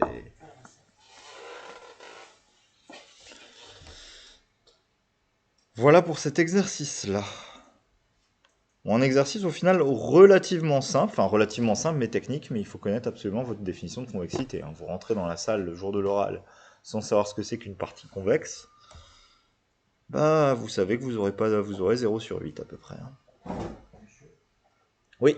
Est-ce qu'on a montré que A c'était enfermé? C'est l'hypothèse. On suppose que A est fermé et que. Non, on l'a pas montré. C'est pour ça que je trouve cette question un peu vaseuse. Il y avait plein de choses à faire dans cette question et on nous donne tout et on veut juste faire une petite conclusion rapide. Changeons d'exercice. Celui-là on l'a fait. Celui-là c'est le plus horrible. J'en ai pas un autre. Ouais, je préfère faire celui-là avant.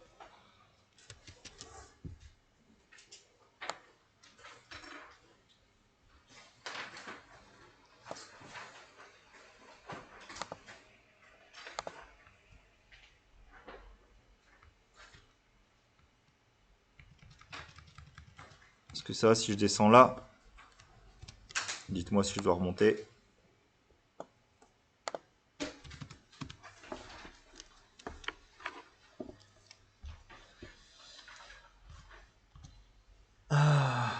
Alors, on l'a fait tout à l'heure. Alors, on l'a pas fait vraiment tout à l'heure. Axel l'a fait à l'oral et moi, je l'ai contraposé tout à l'heure au tableau.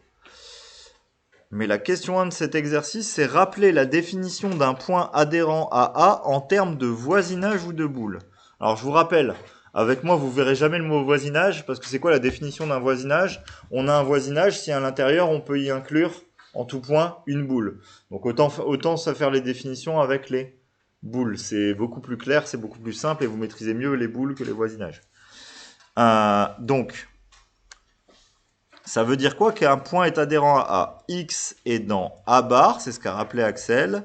C'est équivalent à dire que pour tout epsilon strictement positif, la boule de centre X et de rayon epsilon inter A est différente de l'ensemble vide.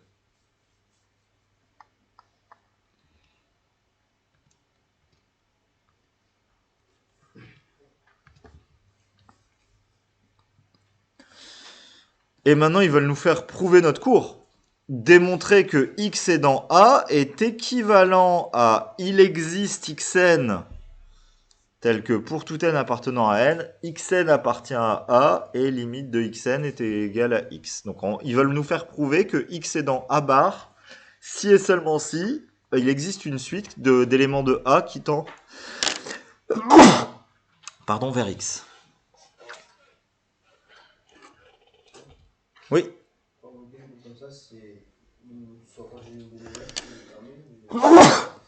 C'est une boule ouverte. Si c'était une boule fermée, je mettrais une barre au-dessus pour la fermer. Donc c'est... Hop, c'est pas une boule fermée.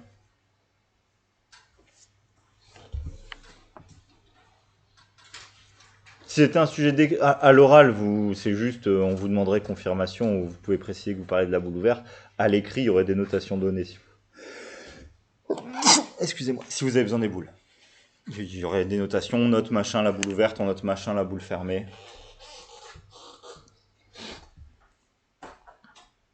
Alors, là, on a en gros une traduction en termes d'ensemble. Comment, déjà, première chose, comment vous passez de cette traduction en termes d'ensemble à une traduction en termes d'éléments? Si je fais la question 2. X est dans A bar, comment vous allez me dire quelque chose en termes d'éléments? C'est pas très très dur, hein. C'est vraiment juste la première chose de je traduis. Tiens, je vais encore embêter quelqu'un. 12. Julien, j'ai pas de bol. Ça veut dire que X est dans A union tranche à 2. Alors, me dire qu'un ensemble est non vide, ça veut dire quoi en termes d'éléments? Je suis pas d'accord avec ce que tu viens de me dire. Je suis d'accord, tu m'as fait une traduction, mais c'est pas... L'ensemble est non vide, ça veut dire qu'il existe un élément. Il y a un élément dans cet ensemble. Donc, je peux dire, il existe... Comme mon ensemble est défini par rapport à un epsilon. Je peux donc dire que il existe... Alors, je vais mettre pour tout epsilon strictement positif. Il existe un x epsilon appartenant à la boule de centre X inter A. Ok.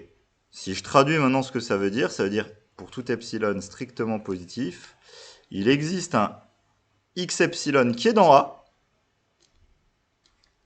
et qui vérifie que la norme de x moins x epsilon est plus petite que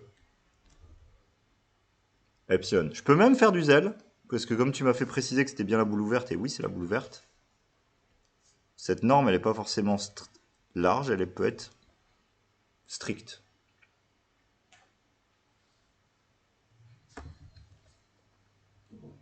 Comment je vais passer à mes suites à droite? Axel? On va pas prendre epsilon qui faut un sur n. On repasse pour encore une fois, du continu au discret. Alors attention, par contre, j'avais un pour tout epsilon, et je vais poser epsilon qui vaut 1 sur n. Du coup, par contre, je perds complètement mon équivalence. C'est-à-dire que je vais l'utiliser pour une certaine valeur de epsilon. Donc c'est une implication. Si je prends epsilon qui vaut 1 sur n, ça implique qu'il existe xn appartenant à A et norme de x moins xn qui est plus petite que 1 sur, strictement que 1 sur n. Et ici, bien sûr, j'ai 0. Donc ça implique qu'il existe xn appartenant à A, et j'ai aussi que xn tend vers x quand n tend vers plus l'infini. Parce que ceci, je ne l'ai pas précisé, mais c'est un théorème des gendarmes, parce que ceci tend vers 0. Du coup, il faut que je fasse la réciproque. Alors la réciproque, elle n'est pas très très dure. Comment faire la réciproque? Je sais que j'ai xn qui appartient à A et xn qui tend quand n tend vers plus l'infini vers x. C'est juste, à mon avis, une idée simple, mais il faut y penser. Axel? On va faire par contraposé dans le sens. Non. Non, c'est pas ça du tout. L'idée pour passer, en gros... Alors, c'est l'idée que je trouve compliquée, moi, à chaque fois à vous faire faire, mais ici, elle est extrêmement simple. En gros, là, j'ai le cas discret et je veux repasser au continu. Comment on va repasser du discret au continu? J'ai des suites xn, et je veux un continu, sachant que mon début de mon continu, c'était un pour tout epsilon. Comment je vais repasser du discret au continu? Ça me paraît pas très très dur ici.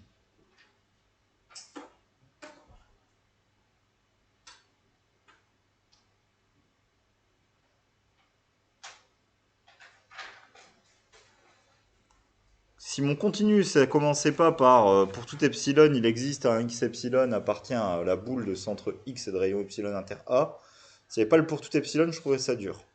Mais là, je trouve ça à peu près évident comme idée. Légué? Juste, ça va être la définition de limite, donc ça va être à partir d'un n, donc on prend juste le x à cet n-là, à partir de lequel on a inférieur à epsilon. Ouais.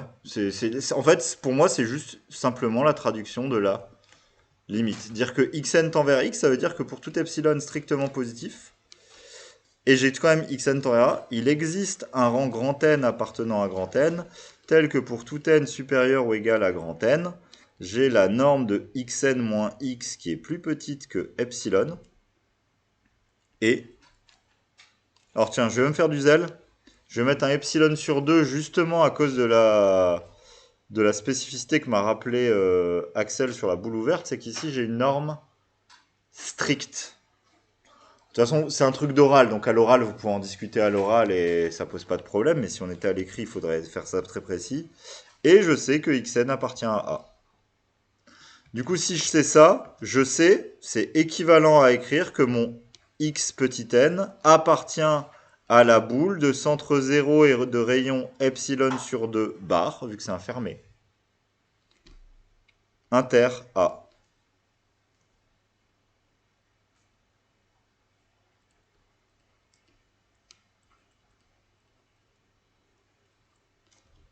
Et si mon xn il est dans la boule fermée de centre rayon de, pardon, j'ai mis de centre 0, c'est pas de centre 0.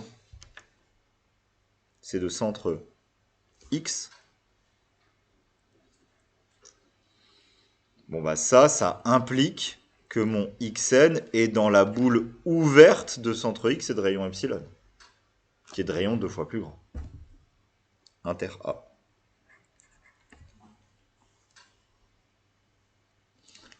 Et j'ai bien prouvé ma réciproque. Oui, gay. Je pense que pour la première application, je n'ai pas compris pourquoi on a perdu l'équivalence. Bah parce que le dire que tu l'as, quels que soient les epsilon strictement positifs, et le dire je l'ai pour les epsilon de la forme 1 sur n, t'as perdu, t'as perdu beaucoup d'informations, quoi. Il y a d'autres epsilon que les 1 sur n, quoi.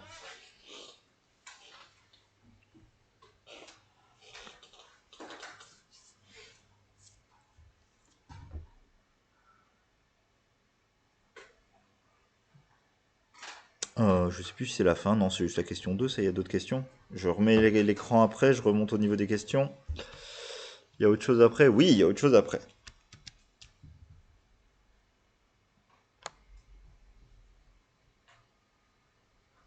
On va retomber vraiment sur le même genre de choses ici que ce qu'on a fait sur la convexité. C'est vraiment la même chose. Démontrer que si... C'est même pas une question très difficile. Démontrer que si A est un sous-espace vectoriel de E, alors A bar est un sous-espace vectoriel de E.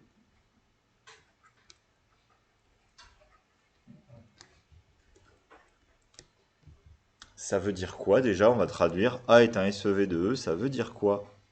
Axel? A est inclus dans E, 0 de E est inclus dans A. Et Ouais. pour, Appartient à A. C'est un élément. Donc il appartient, ouais. et pour tout X, on va appeler XY. Ouais. Pour tout X appartenant à A, X plus Y appartenant à A. Non. Il me manque quelque chose si c'est un espace vectoriel. Pour tout lambda, oui, pour tout lambda appartenant à Alors je préfère l'appeler alpha, mais je suis d'accord si vous l'appelez lambda. Hein. Pour tout alpha appartenant à X plus alpha Y. appartient à Ah, voilà. Et là maintenant c'est parfait. Alors, sachant que ça, on va juste dire que c'est... Enfin, faut le dire à chaque fois, mais c'est évident quand on veut parler de sous-espace vectoriel, on va pas parler d'objets qui sont pas inclus les uns dans les autres. Oui, Ryan? Pardon? Oui. Ah non. Je te fais un dessin ici. Cette partie est inclue dans R2, mais contient pas 0.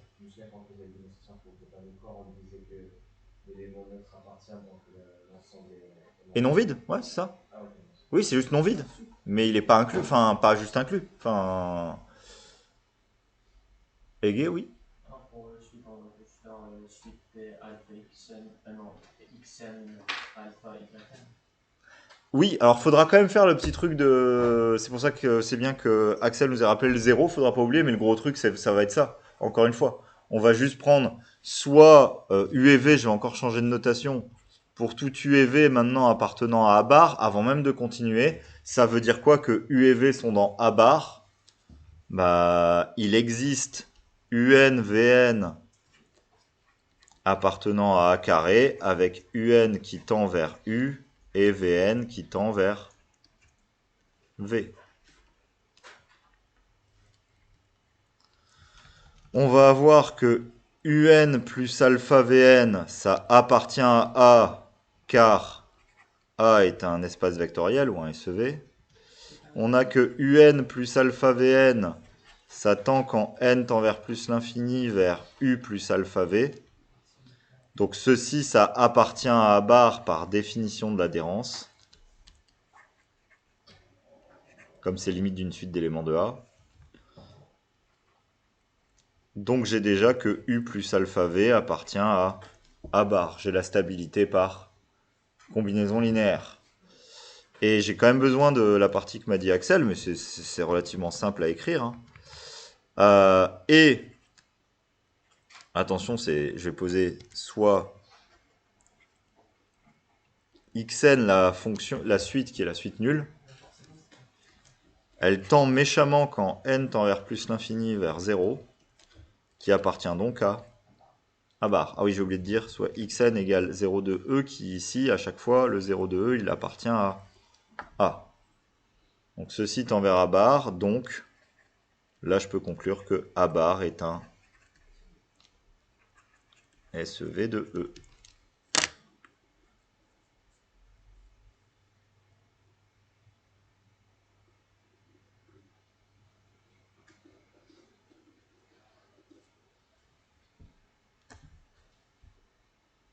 Est-ce que vous êtes d'accord que c'est très très similaire à la preuve qu'on a fait tout à l'heure sur la convexité, mais c'est juste la propriété qui a changé. Pour être convexe, il fallait que Tx plus 1 moins Ty soit dedans. Et là, il faut juste que ce soit x plus alpha y. Enfin, mais c'est la même chose. Et on a une dernière question. Je remonte au sujet pour avoir la dernière question. Non, ça c'est la question que j'ai recopiée. Il y avait une question 4.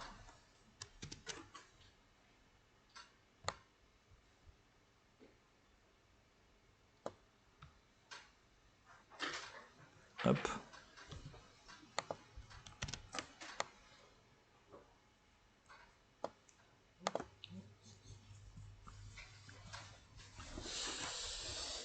Soit B, une autre partie non vide de E, montrer que A croix B bar, c'est A bar croix B bar.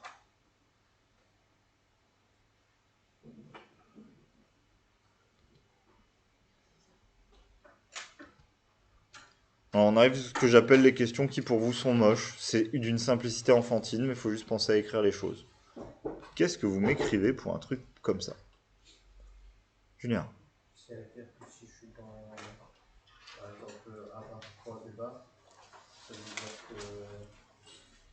si j'ai x, y appartenant à bar 3 de bar, il existe donc une suite x, n, et une suite y, n. xn, yn, toutes les deux dans A croix B, avec xn qui tend vers x et yn qui tend vers y. Et là, attention, puissante magie. Donc, le couple xn, yn, il est dans A croix B, et le couple xn, yn tend, quand n tend vers plus l'infini, vers le couple xy, qui est donc dans A croix B le tout bar. J'ai prouvé que donc A bar croix B bar inclus dans A croix B bar. On peut montrer le sens réciproque. C'est exactement la même chose. C'est la même chose. On peut faire ça dans le sens. Oui, c'est la même chose, je suis d'accord. Hein. C'est un peu bête, mais c'est oui dans le. Enfin, de la façon dont tu me l'as écrit avec le soit ça marche pas. Mais alors, c'est parce que il faut juste comprendre. Je vais l'écrire bizarrement juste pour qu'on voit quelque chose. Je vais mettre soit z appartenant à A croix B bar. Il faut juste comprendre qu'un élément qui est dans A croix B bar, déjà, ça veut dire que il existe un couple xn, yn appartenant à A croix B avec le couple xn, yn qui tend quand n tend vers plus l'infini vers l'élément z. Mais en fait, ce qu'il faut comprendre, c'est que l'élément z, du coup, il a deux coordonnées, il n'a pas le choix, en fait. Pour que z soit une limite, il n'y a pas le choix. Il faut que z, ce soit un couple de coordonnées xy, vu qu'il est dans A croix B, bar. Du coup, ça implique que xn tend vers x, avec xn qui appartient à A, et yn tend vers y, avec yn qui est dans B. Du coup, le x qui est là, il est forcément dans A bar, et le y qui est là, il est forcément dans B bar. Donc, xy est forcément dans A bar croix B bar. C'est très bête, il suffit d'écrire les choses. Enfin, je sais pas comment le dire, c'est le genre de question que vous détestez, que vous passez. Ici, on n'a pas forcément x et y qui appartiennent à A bar, B bar simultanément. Ça se trouve, il y a mot x. Ah non, que B c'est dans B bar. Ouais, c'est deux parties différentes, donc non, tu peux pas. Yn, il est forcément à chaque fois dans B. Il n'y a pas de. Il n'y a pas de truc particulier là-dessus. Alors, il nous reste 10 minutes. Enfin, ça comprend dessus ou pas avec le pas beau là, je me dis. Bah, je pense qu'on a tout fait, non? Ah oui, ça comprend ce qui est pas beau. C'est le 44 qui est pas beau, il est où le 53? Ah oui, pardon. On Ah oui, fait. non, moi je parle au niveau des exercices à droite. Bah, Ah oui, non, moi je parlais en numéro de CCNP. Oui, c'est le 53, ok.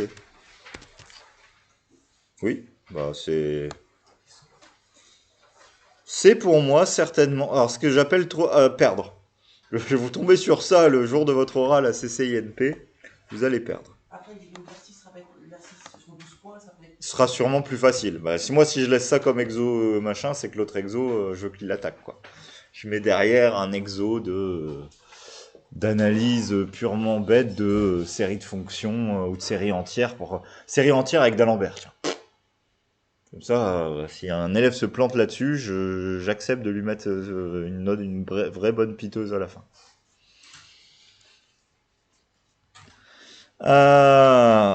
Est-ce que ça va pour... Je peux avancer l'écran? C'est bon? Alors tiens, avant de faire ça, parce que j'ai besoin de faire... Ça me fait penser que je vous ai pas fait quelque chose et que vous en avez besoin pour le TD. Je fais une parenthèse avant d'attaquer cet exo. J'ai une question très très bête. Alors, je vais vous la poser de façon compliquée, et après je vais vous la poser de façon simple.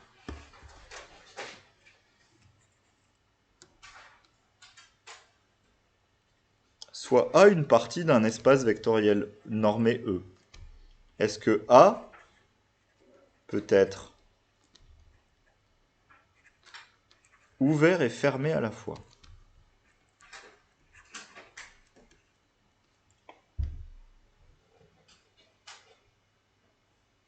Axel. Si l'ensemble vide, non, il peut être. Ah, ça peut être marqué. Ça va marcher, je suis d'accord avec toi. L'ensemble vide va être à la fois ouvert et fermé, mais ça va être une conséquence de ce qu'on va dire derrière. Un intervalle. Ah, un intervalle, est-ce qu'il peut être ouvert et fermé en même temps? C'est à ça que je veux venir. Hein. Je veux venir dans R aux intervalles. Alors, justement, si je prends AB de réel, AB appartenant à R tous les deux, hein, est-ce que ça, c'est ouvert ou c'est fermé? Ceci, c'est ouvert, mais c'est non fermé. Tout simplement, pourquoi c'est pas fermé? Parce que pour que ce soit fermé, il faut que tout élément dedans converge dedans. Je vous crée la suite Bn qui vaut B moins 1 sur N. Elle tend vers B qui n'est pas dedans. C'est pas un fermé. Non. Alors, c'est pour vous parler de quelque chose. En fait, je vous ai fait des dessins et j'ai oublié de vous faire un dessin ou de vous parler d'un truc dans R. Dans R bar, R bar, ça a ouvert. Alors, justement, qu'est-ce que tu voudrais appeler R bar? R bar, c'est ça. Je suis d'accord. Mais en fait, R, c'est ça. Et là, on va jouer sur les mots, mais c'est des mots que vous connaissez. L'ensemble que je viens de vous écrire, R, est-ce qu'il est ouvert? Oui, c'est évident. Enfin, je l'ai écrit avec des ouverts, je vous assure que c'est un ouvert. Tout point qui est dans R, je peux lui mettre un petit intervalle autour. Bah oui, l'intervalle autour est encore dans R. Il n'y a aucun problème. Si je me place en un A réel, je peux créer A moins epsilon, A plus epsilon, c'est encore un intervalle qui est inclus dans R. Donc R est un ouvert. Est-ce que c'est un fermé? L'intervalle ouvert que je viens de créer. Julien. Ah non, parce qu'on peut prendre une suite qui va converger vers plus l'infini. Paf! Et là, on joue sur les mots. Ah, vous appelez ça diverger, Une suite qui va vers plus l'infini, c'est une suite qui diverge. On ne peut pas converger vers plus l'infini. Donc si on prend une suite qui converge, elle converge vers un réel A. Si elle converge vers un réel A, tout élément qui est dans R converge bien dans R. Ce R-là est un fermé. Alors c'était juste pour vous faire un truc très bête, c'était juste pour vous faire une remarque très bête. Dans tout espace vectoriel E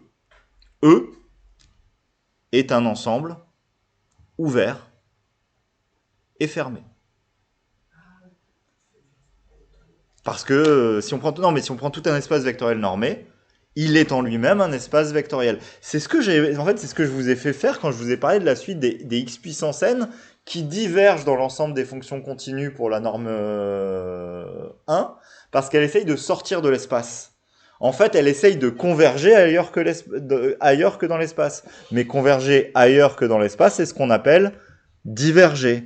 Donc, si on prend une suite qui converge dans l'espace, elle va bien converger. Donc, un espace vectoriel, si je le prends dans sa totalité, il est à la fois ouvert et fermé. Il est fermé relativement. Ouais, c'est un peu ça. Alors, c'est aussi ça que je voulais vous dire. Et ça vous avait pas choqué, mais c'est pour ça que je voulais vous faire cet exemple. Je vous avais fait ce dessin-là. Et je vous avais dit, je vais prendre cette partie-là et je vais inclure les bords. Et je vous avais dit, ça c'est fermé, parce que si j'essaye de converger, je peux converger vers chacun de mes bords. Et si je prends n'importe quel point, je peux tendre vers ce point. Mais oui, mais je vais pas aller vers l'infini là-bas au bout. C'est pas converger. Donc, ça vous avait moins choqué de dire que R plus au carré est un fermé, alors que R plus au carré, si je l'écris, il s'écrit 0 plus l'infini au carré, et il est ouvert de ce côté-là. Donc, attention, quand on met l'infini, comme on ne peut pas converger vers l'infini, ça pose pas de problème de convergence. Donc, cet intervalle-là, l'intervalle 0 plus l'infini, il est ouvert ou il est fermé ou il est rien?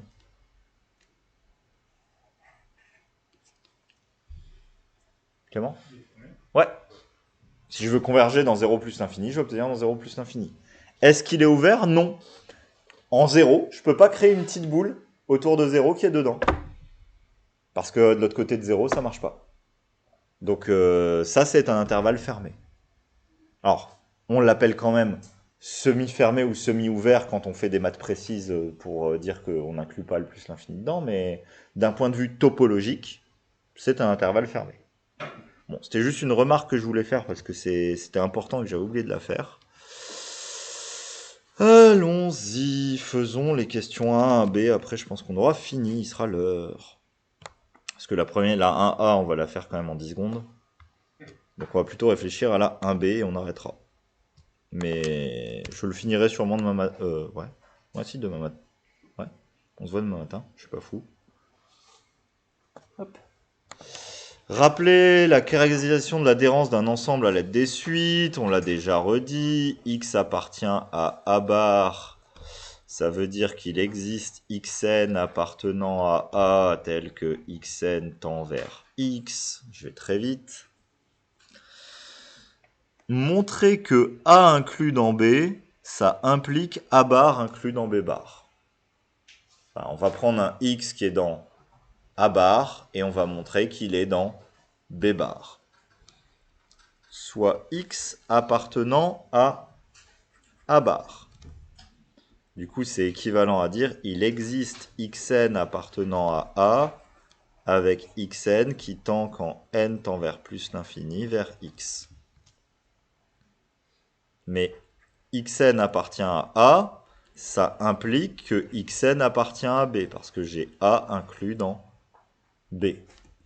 Donc, Xn tend quand n tend vers plus l'infini vers X, et Xn appartient à B. Donc ça me dit que X, il est dans B bar. Donc A bar est inclus dans B bar. Alors je vais déborder un tout petit peu, mais j'aimerais bien en faire une de plus, qu'il y en a une qui doit être plus méchante. Au moins l'expliquer, je reviens. Est-ce que c'est la suivante qui est méchante?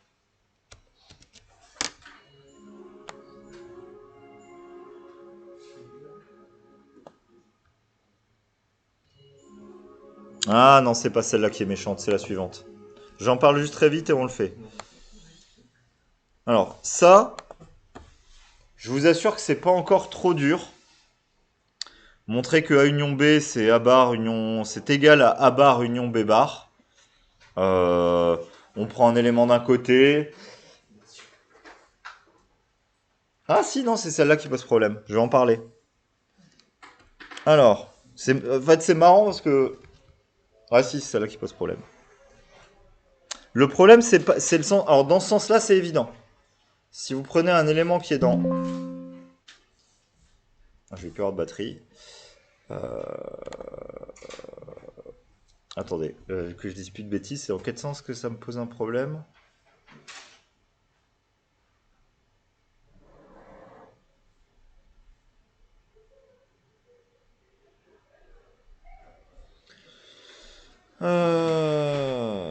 Non, c'est dans ce sens... C'est dans ce sens-là que ça me pose un problème. Dans l'autre sens, il n'y a vraiment aucun problème. En fait, pourquoi dans l'autre sens, il n'y a pas de problème? J'explique juste l'autre sens très très vite pour dire pourquoi il n'y a pas de problème. Si je prends la réciproque, si je prends le sens inclus comme ça, si je prends x qui est dans A bar union B bar, en fait, je peux dire x appartient à A bar ou x appartient à B bar. Et à partir de là, je crée une suite qui est que dans l'un, et je peux oublier l'union et tout marche. Dans l'autre sens, quel est le problème? Le problème, c'est que je sais que x est dans l'adhérence de A union B. Ce qui veut dire que je peux créer une suite xn qui tend vers x, mais xn, il est dans A union B. Et là, j'ai un problème, c'est que je ne sais jamais si xn appartient à A ou si xn appartient à B. C'est-à-dire que ma suite xn, à un rang, elle peut être dans A. Au rang d'après, elle peut sauter dans B, puis revenir dans A, puis revenir dans B, puis repartir en A dans B. Et je ne sais jamais où elle est. Et je ne peux pas la faire converger soit dans A, soit dans B. C'est pas simple. Comment je fais dans ce cas-là? C'est une idée très compliquée, mais puisque maintenant, encore une fois, j'ai fait colle en première année au premier semestre, je vais vous rappeler votre preuve du théorème de Bolzano-Weierstrass. Alors, c'était par dichotomie, la preuve du théorème de Bolzano-Weierstrass, mais il y avait un concept qui est lié à ça. Et c'est le même concept ici, c'est juste pour ça et j'arrête là juste derrière. Mais vous irez voir la preuve, à mon avis, la preuve de CCNP, elle utilise ça, je vois pas d'autre solution en fait. Non, mais le problème là vient que je ne sais jamais si xn elle est dans A ou dans B. Et je veux créer une suite qui converge en fait pour dire que c'est. En fait, je veux dire que c'est dans soit A bar, soit dans B bar. C'est comme ça que je vais être dans A bar union B bar. Mais pour ça, il faut que je puisse dire j'ai une suite qui tend dans A ou j'ai une suite qui tend dans B. Mais comme à chaque fois elle change de paquet, elle peut aller dans A ou dans B, j'ai un problème. Julien? On va dire, il y a des éléments dans A, il y a des éléments dans B, donc on prend la sous-suite dans A, la sous-suite dans B, il y en a une des deux qui prend l'X. C'est presque ça, mais c'est un peu ça l'idée. En fait, si vous prenez maintenant l'ensemble des éléments n avec xn est dans A et l'ensemble des éléments n pour lequel x est dans B, en fait, ce qui fait jouer, et c'est ça, tu dis, en fait, on prend une sous-suite dans les deux, c'est pas vrai. Parce qu'en fait, je suis pas sûr que ça reparte dans B. Je t'ai dit, ça peut partir de A dans B, mais je suis pas sûr que ça reparte dans B. En fait, je peux dire qu'il y a un de ces deux ensembles, il y a un des deux ensembles qui est infini. Je sais pas lequel. Mais les deux peuvent pas être finis. Donc, s'il y en a un qui est infini, je peux créer une suite dedans. Et maintenant, j'ai plus de A union B. Donc, je peux dire que ma limite, elle est dans A bar. Par exemple, si l'ensemble infini, c'est A, je peux dire que ma limite, elle est dans A bar. Si l'ensemble infini, c'est l'ensemble des éléments qui sont dans B, je peux dire que ma limite infinie, elle est dans B bar. Donc, dans tous les cas, elle est dans A bar union B bar et j'ai conclu. Mais il y a forcément un des deux ensembles qui est infini. Les deux peuvent pas être finis, sinon vous ne créez pas une suite infinie. Clément? C'était ma question justement de pourquoi on sait qu'il y en a une infinie, pas l'autre. Alors, parce que tes éléments, ils sont soit dans A, soit dans B. Donc, l'union des deux ensembles doit faire n, qui est infini. Et l'union de deux ensembles finis peut pas faire n. Ok? C'est juste ça. Et c'est le même principe que vous avez fait l'année dernière dans la preuve de Bolzano-Weierstrass. C'est pas simple, c'est le point compliqué de cet exo, et c'est pour ça que je trouve que c'est l'exo le plus dur. Si vous l'avez fait sans le revoir et repenser à dire il y a un des deux paquets qui est infini, sans l'avoir revu, ça me paraît quand même compliqué de chez compliqué cet exo-là. Mais c'est la seule question. Après, passer au complémentaire, ça va. C'est le seul point où je sais pas faire sans. Entre guillemets. On arrête là. Bon, je le finirai peut-être proprement demain. On verra. J'ai envie d'avancer aussi.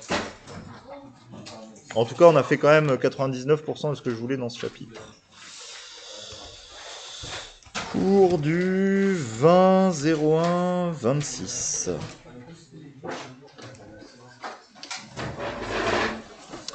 J'ai tout mis sur YouTube pour ceux qui étaient absents la semaine dernière à des moments. J'avais juste pas mis, je m'en suis rendu compte ce midi, j'avais pas mis le cours de vendredi.